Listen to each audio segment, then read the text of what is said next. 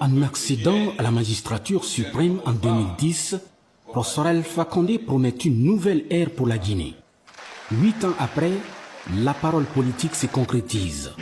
Sur le plan diplomatique, par exemple, le pays sort de son isolement. Les multiples voyages du président ont un seul but: établir une dynamique de coopération avec d'autres pays et trouver des investisseurs potentiels pour exploiter les nombreuses richesses minéralières du pays. Aujourd'hui, les relations bilatérales avec tous les grands pays du monde sont denses et rythmées par de nombreuses rencontres. Sur le continent, la coopération sud-sud est intensifiée, notamment avec le Maroc, un royaume qui entretient avec la Guinée des relations d'une constance exemplaire. La Guinée devient ainsi une destination prisée par les hommes d'affaires du monde entier, dans un pays où tout reste à faire et à refaire. La Guinée, terre d'investissement, reste le mot d'ordre des autorités publiques. Le pays a de quoi séduire les investisseurs avec son potentiel. Un tiers des réserves mondiales de bauxite, du fer, de l'or, des terres arables et de l'eau. Une opération de séduction est alors lancée par le président de la République pour développer les secteurs prioritaires de développement, comme l'agriculture, les travaux publics, l'énergie, l'eau, la santé, l'éducation. De grandes réformes sont également engagées pour restaurer l'autorité de l'État, intensifier la lutte contre la corruption et l'impunité, renforcer les acquis démocratiques et garantir les droits de l'homme dans le pays. De grands chantiers qui s'accompagnent d'une amélioration du climat des affaires. La Guinée se trouve ainsi dans le top 3 des pays réformateurs de la sous-région, dans le classement du rapport Doing Business 2019 de la Banque mondiale. 152e sur 190. C'est le meilleur score du pays depuis les 15 dernières années. Les autorités, sous la direction du professeur Alpha Condé, se fixent le défi de faire une progression de plus de 50 places à l'horizon 2020. Le retour de la Guinée, comme annoncé par le président Alpha Condé, se concrétise alors. C'est le résultat d'une offensive des charmes qui marque le grand retour du pays dans le concert des nations. En Afrique et dans le monde, professeur Alpha Condé vend les atouts d'un pays en construction et soigne ses relations avec toutes les instances de prise de décisions internationales, comme l'Organisation des Nations Unies, l'Union africaine, l'Union européenne, l'Organisation de la coopération islamique, la CEDEAO ou encore l'Organisation pour la mise en valeur du fleuve Sénégal. Désormais, on voit le tricolore guinéen flotter partout avec une place de discussion et d'échange sur les tables de négociation, chose qu'on ne voyait plus et que l'on n'entendait plus avant l'arrivée aux affaires du professeur Alpha Condé. Que l'on le reconnaisse ou pas, que l'on l'admette ou non, les actions sont visibles et se passent de tout commentaire.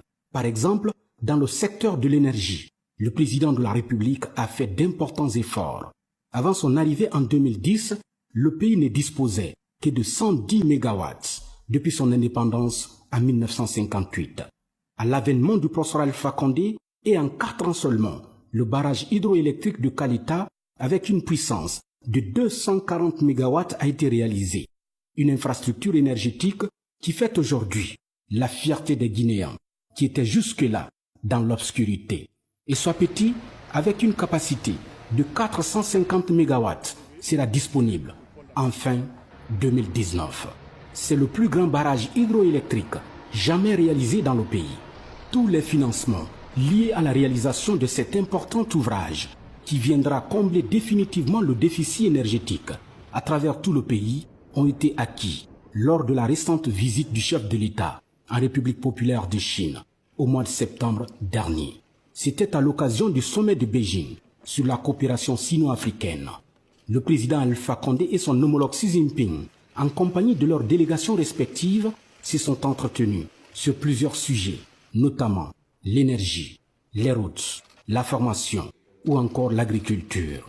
Le président Xi Jinping n'a pas manqué de témoigner à son homologue guinéen de sa volonté sans détour de soutenir sa politique de développement amorcée dans le cadre de l'industrialisation de la Guinée.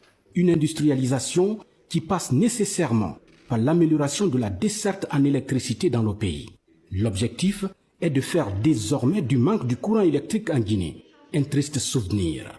Dans cette dynamique, Exim Bank de la République populaire de Chine et le gouvernement guinéen ont procédé à la signature d'un accord de prêt pour un montant d'1,3 milliard de dollars.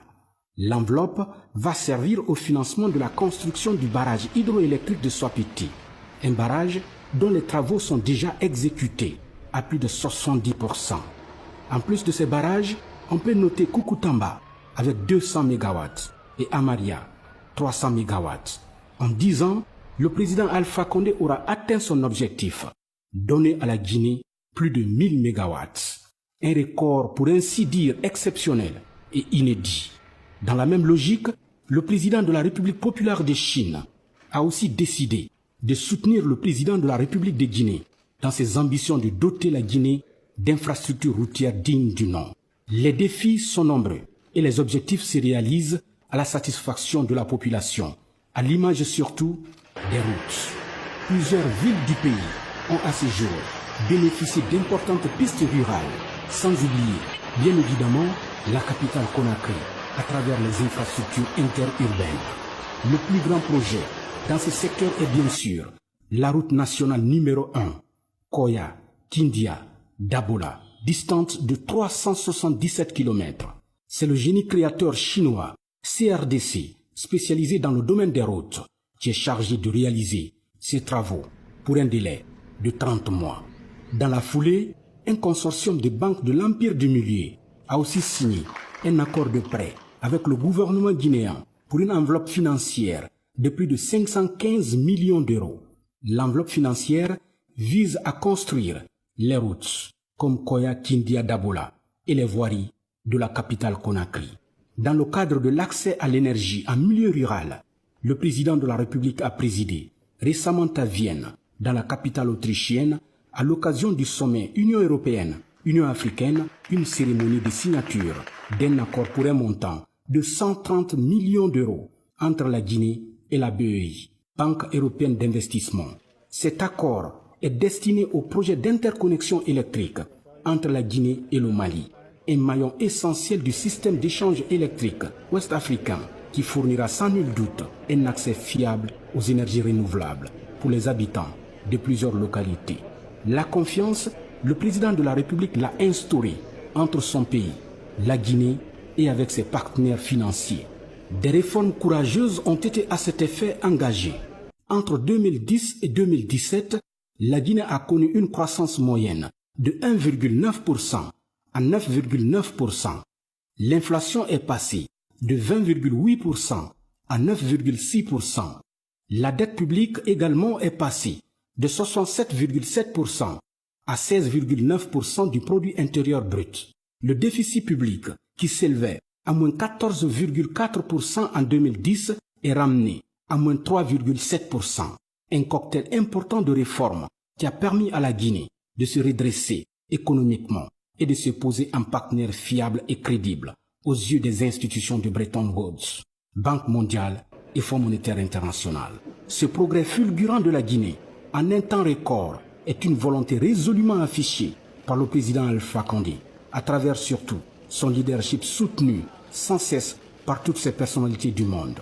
Des personnalités qui, jour après jour, encouragent aussi d'autres investisseurs évoluant dans tous les domaines à jouer fortement leur partition dans le développement socio-économique de la Guinée. Partout à travers les 4 coins du monde, ils sont des centaines à rencontrer le chef de l'État pour échanger avec lui sur les possibilités d'investissement en Guinée. Dans la foulée, tous ces hommes d'affaires n'ont pas manqué d'exprimer au professeur Alpha Condé leur plein désir de venir s'implanter en Guinée pour soutenir les projets du gouvernement. Ces nombreuses réalisations à travers tout le pays sont une parfaite illustration de l'engagement de ces hommes d'affaires à appuyer avec diligence les projets de développement du président de la République.